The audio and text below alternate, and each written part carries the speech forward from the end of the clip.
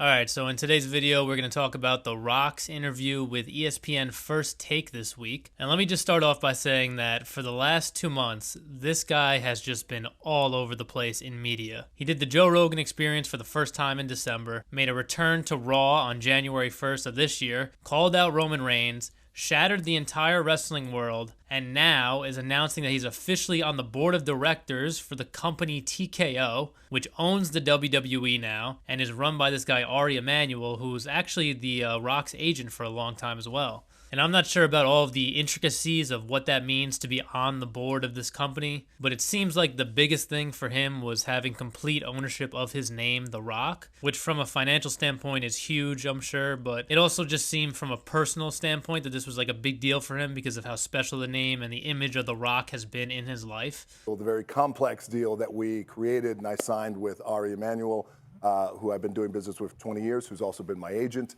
I get full ownership of the name The Rock, along with some other things as well. So that unprecedented. That doesn't happen. Molly, it does not happen. And that was incredible. So it was really a very, very special morning, special announcement. But also, I just think that, you know, my grandfather, who was a pro wrestler for WWE, my dad, who was a pro wrestler for WWE, trailblazed, both men of color, they would have never thought a day like this would come. And here I am sitting at this table, a table that they helped to build. That's right. And it's very, very special. So yeah, with all that being said, you know we're going to talk about the most important topic of conversation, not only during this interview, but around the wrestling world over the last month, and quite possibly the most important question the world of humanity is currently faced with. Who will face Roman Reigns at WrestleMania? Cody Rhodes or The Rock? And Stephen A. Smith does a great job of asking The Rock this very important question. Now, The Rock specifically talks about main eventing WrestleMania against Roman Reigns. He goes on and talks about how the WWE is continuing to grow around the world, and he feels like this match between him and Roman Reigns on a WrestleMania card is the match that will truly take the WWE to a place it has never been before. Too late. People that's dreaming to see you wrestle. Are we gonna see that? I mean, WrestleMania is coming up. Raw. I mean, there's a whole bunch of stuff with the WWE. I'm asking you this question. Yes. Are we gonna see? Are we gonna see you? Well, you guys know, I feel like you know me. I'm a long gamer. Yeah. And I like to build. And this is something like this. What this is, if myself and Roman Reigns were to main event WrestleMania, and I mean this very respectfully, of all the WrestleManias prior, because I grew up in this business and I love it, we could possibly put on, with us as a main event and this incredible group of men and women who are these incredible performers, we could possibly put on the greatest and the biggest WrestleMania of all time. Now, what I was thinking while watching this interview and what I've been feeling the last few weeks is, please don't do this, Rock. Please don't screw over Cody Rhodes like this. Let the next generation of superstars have their moment. Please, let the man finish his story. He deserves it. And after watching this interview, I really do believe that The Rock will not be wrestling Roman Reigns at WrestleMania this year. And I want you to listen to what he says here. And they do very, very well. I'm very proud of them. And back when I was wrestling full-time, we were doing our best to open up these territories all around the world, and they continue to do so.